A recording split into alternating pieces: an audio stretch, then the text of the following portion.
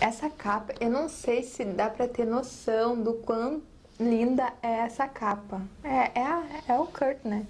E ela, Habiba, tudo bem contigo? Bem-vindo ao canal, eu sou a Ci Duarte. No vídeo de hoje eu vou fazer um unboxing das últimas compras que eu fiz no Book Friday. Eu já tava um tempão já sem comprar livros físicos. Uma banda que me traz muitos momentos nostálgicos é o Nirvana. Mas eu sempre tinha aquela coisa, aquela imagem do Kurt como o drogado suicida que eu meio que tentava me distanciar, né? A partir da leitura da biografia do Kurt Cobain, eu tive acesso a outras obras que eu me encantei mais ainda e eu comecei a me interessar muito por esse mundo literário, né? E eu me encantei, assim, me identifiquei muito com a vida dele. Não sei explicar. Acho que se tu é fã, tu deve entender. Então, vamos ao que interessa, que eu já conto um pouquinho mais sobre esse livro. Vamos ver se eu consigo colocar no ângulo certinho aqui. Espero que tempo tá pra ver, já tá descoronado, já tá desinfetado.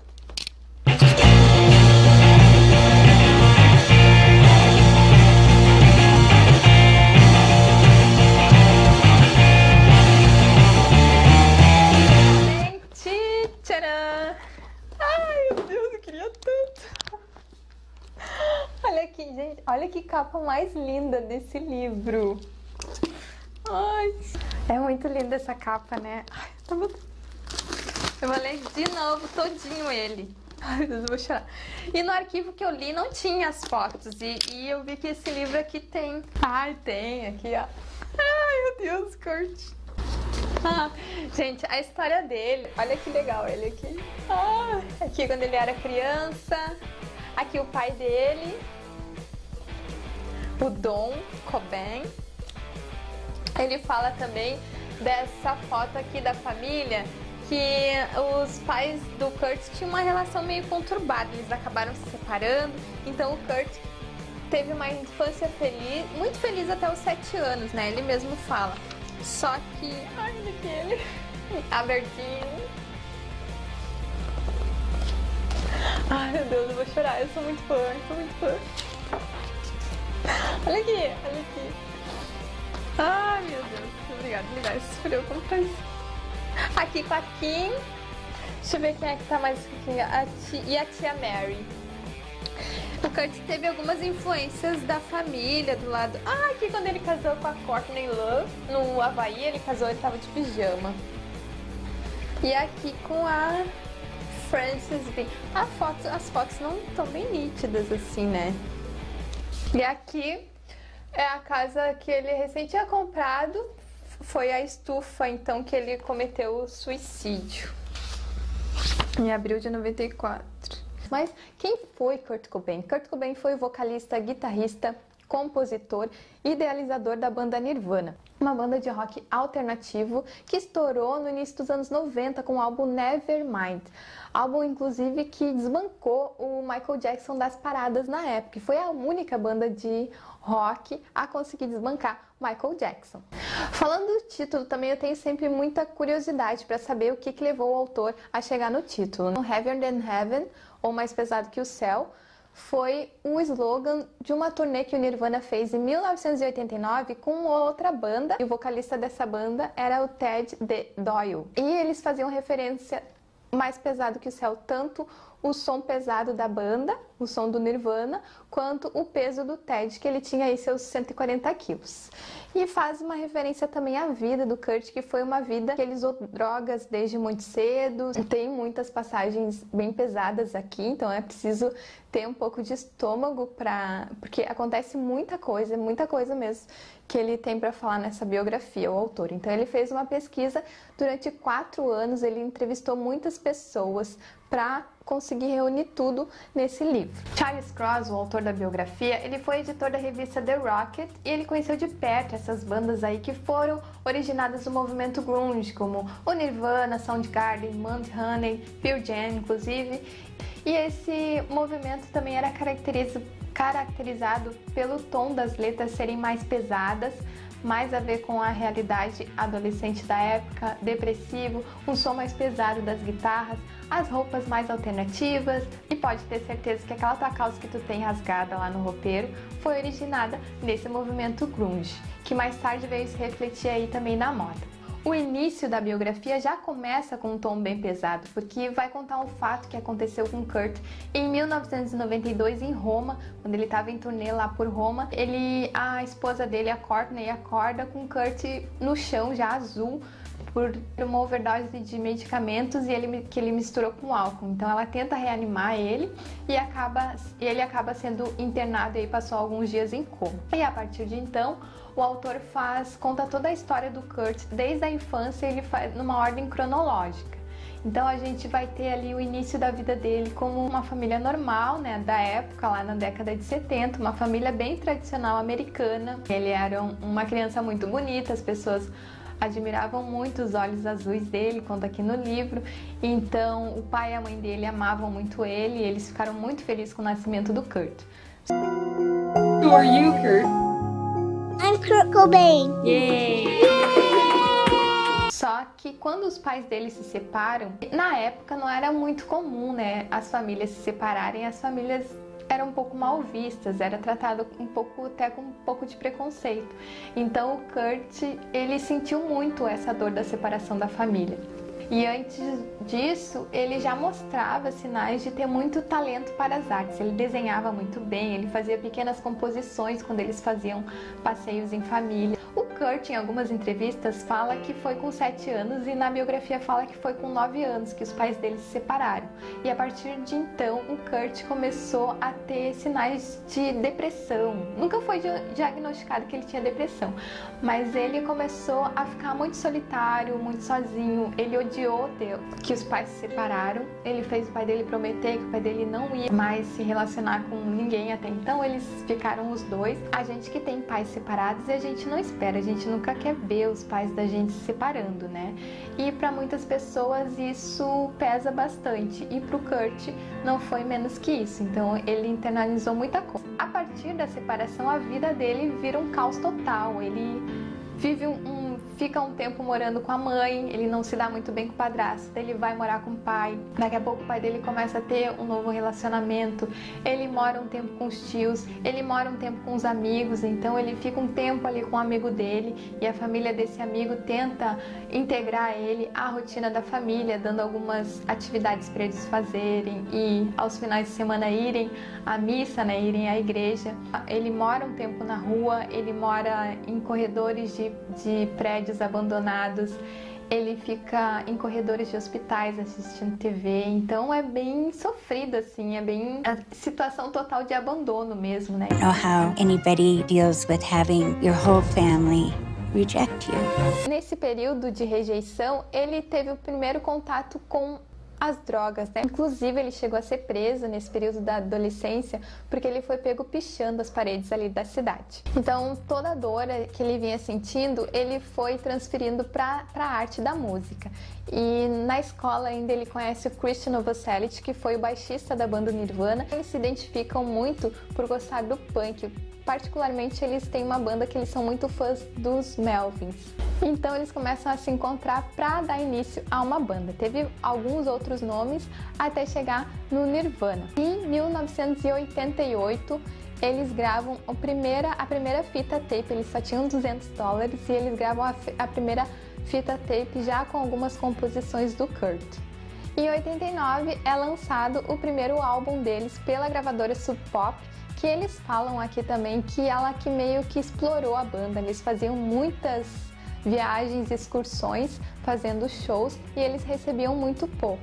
E nesse momento também ele começa a ter uma relação com a Tracy Marander, que foi a primeira namorada dele, e ele vai morar com ela em Olímpia. Uma curiosidade também desse álbum é que a foto de capa foi uma foto que a Tracy tirou da banda num dos shows da banda.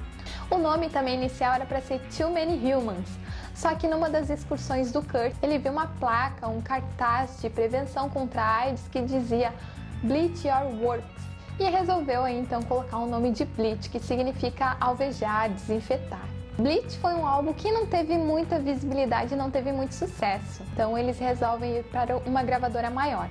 Nesse período, as dores estomacais que o Kurt passou a ter lá no passado com a separação dos pais, eles começam a se agravar e ele começa a usar outros tipos de droga. ali no início dos anos 90, ele tem acesso à heroína. Foi muito controverso, porque os amigos dele jamais pensavam que ele fosse usar, porque diziam que ele tinha medo de agulha, e agora ele estava se injetando. Vai saber, quando se trata da vida do Kurt, tudo é um mistério, não é verdade? O Kurt então sai em divulgação do álbum, em turnês, em shows, e nisso ele conhece a Tobi Vail, que foi a baterista da banda Bikini Kill. Inclusive, ela foi a musa inspiradora para as letras do álbum Nevermind, o próximo álbum do Nirvana. Eles têm um relacionamento ali de 6 meses e a partir de então o Kurt começa a ter muitas ideias pró-feministas, né? Defende o direito das mulheres, muita coisa a gente não soube, mas o Kurt ele participava de muitos eventos beneficentes, só que a Tobi não queria muito relacionamento, e ela acabou dando um fora nele, e ele ficou bem depressivo, então ele coloca toda essa depressão, toda a dor nas próximas letras dele. E então com a Griffin, eles começam a produzir o álbum Nevermind. Outra curiosidade também é o título da música aí que estourou em 91, Smells Like Teen Spirit, que foi quando uma das integrantes da banda Bikini Kill, ela pichou a parede, né? O Kurt Smells Like Teen Spirit. Kurt cheira a espírito jovem. Na verdade era uma marca de desodorante que a Tobi Vail usava. E Kurt, sem saber, colocou o título dessa música. Ele foi saber só depois da música já ter sido gravada. E a empresa desse desodorante resolveu aí lançar novas fragrâncias depois da música e acabou ainda influenciando e aumentando as vendas do desodorante, né? O Kurt realmente almejou esse sucesso, ele visualizou esse sucesso. Tem dados dos diários dele que ele escrevia roteiros de possíveis entrevistas que ele daria. E ele era muito contraditório. Da mesma forma que ele odiava que a imprensa desse algumas interpretações freudianas das suas letras, ele também gostava muito de interpretar as letras de quem ele era fã, dos ídolos dele. Inclusive, o Kurt sempre dizia que a melodia da música vinha antes da letra. Ele também era um artista muito metódico e muito perfeccionista.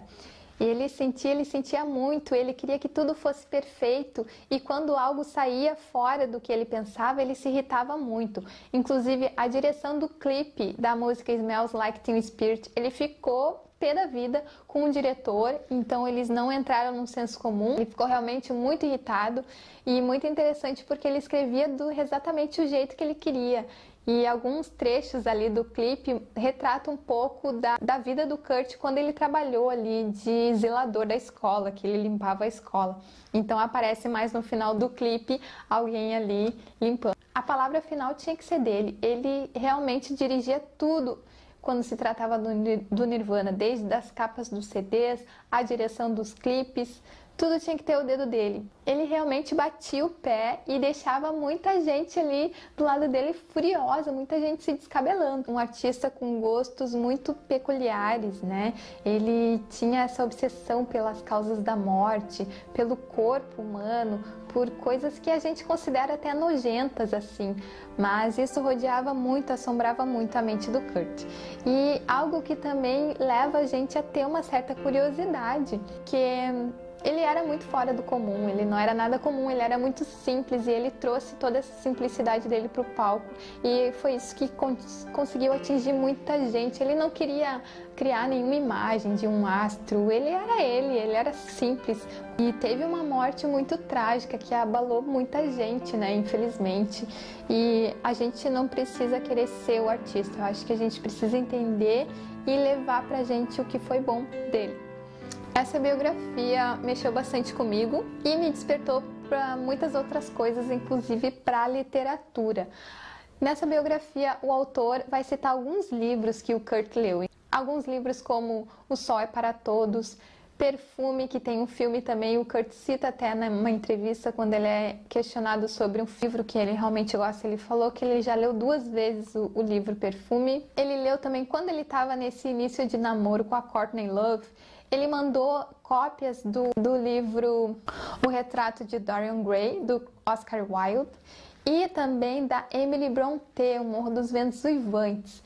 E para mim isso foi bem peculiar, porque depois que eu li essas obras eu consegui identificar muitas coisas da vida do Kurt, com alguns personagens do Oscar Wilde, Basil Hallward, que também era um pintor, e também com a vida do Oscar e do que eles defendiam. Assim como Oscar Wilde, o Kurt também era um defensor da arte pela arte. O que significa isso? Que a arte é apenas ela, apenas está ali. Quem vai dar o significado para a música que a gente ouve, para o livro que a gente lê, vai ser a gente. A biografia do Kurt, para mim, vai ter um significado totalmente diferente do que vai ser para ti. Eu tentei levar muito mais para esse lado artista que me chamou bastante atenção e que me fez entender por que eu sou fã do Nirvana. Thanks, Kurt. O Charles Cross era um fã também do Nirvana, então ele coloca muito desse sentimento de fã do Nirvana, ele coloca na sua narrativa. Então o final foi mais poético, enfim, né? A gente sabe que a morte do Kurt ainda traz muitas histórias, muitas teorias conspiratórias, né? E, infelizmente, o Kurt acabou entrando aí no clichê do astro do rock, que tem uma ascensão repentina e acaba entrando aí no clube dos 27, juntamente com Amy Winehouse, Jimi Hendrix, a Janis Joplin.